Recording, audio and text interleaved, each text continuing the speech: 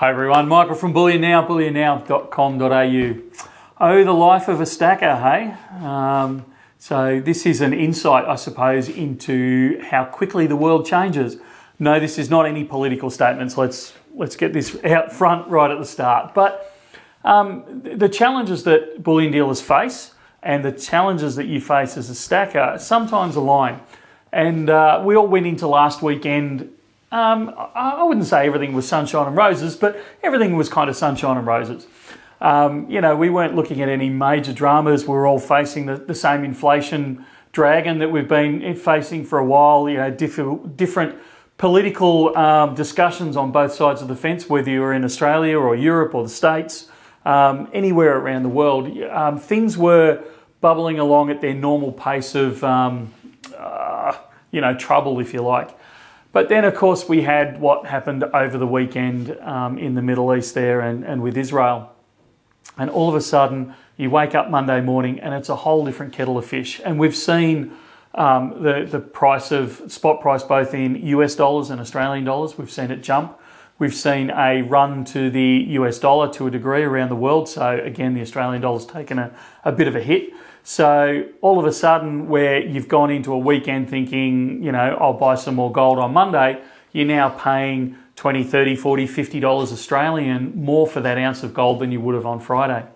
So this is a challenge faced by bullion dealers, and it's one of the reasons why you hear me talking quite frequently as a bullion dealer that we hedge constantly. We never leave this to chance. But also you as a stacker making these decisions. These are challenges that you face both as a new stacker and as a seasoned stacker of what's going to happen tomorrow, what's going to happen tonight. Do I place the order now? Do I place the order on Monday?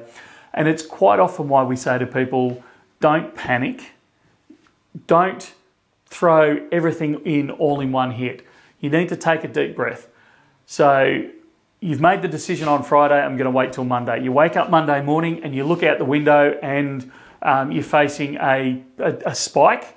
Now, the decision now has to be, is this a temporary spike or is this the first step in a much larger uptick in the price of gold or silver? Doesn't matter which metal we're talking about here, but is this a larger uptick? And this is where you can start playing around with both history. Okay, when these things happen, is it the sign of a first run-up? No, it usually isn't. Usually you find quite often that it'll spike on a bit of panic and then it'll ease back. But this situation may be different. If in this example, and again, I'm not trying to get political, I'm not trying to take sides, I'm trying to come at this from a completely unbiased perspective. You take the example of what's happened now. There's trouble around Israel, there's been the invasion, if you like, or the attack, whatever you want to call it. There's now uncertainty in that area. There's uncertainty over a lot of commodities, certainly oil and those types of things. So people are going to start running towards security. That means at this stage, like it or not, the US dollar and gold, and we're seeing that uptick in demand. If this seriously kicks off over there, we are going to see a fairly large movement in the price of gold, and probably from an Australian stacker's perspective, also the US dollar. The Australian dollar is going to weaken quite a bit more. So this could be the part of a larger movement upwards. So now you need to make a decision. Do I commit today or in anticipation of the fact that it's going to go up, or do I hold off today in the anticipation that it's a spike and things will quieten down in a week or two and I'll be able to get back in at those prices that I was looking at last week? This is where I'd suggest, and this is not financial advice, and you have to take it as not financial advice because only you can know the way you're thinking and where your investments fit into that.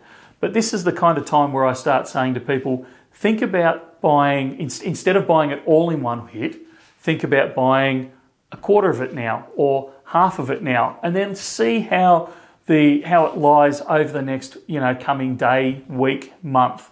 And that way you can start to say, okay, well, actually things are starting to calm down.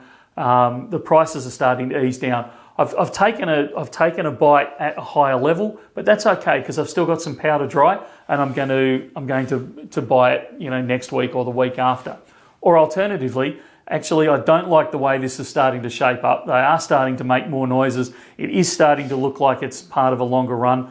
I've bought some at a cheaper price. I'm going to commit the rest of my powder or a component of my dry powder to another increment.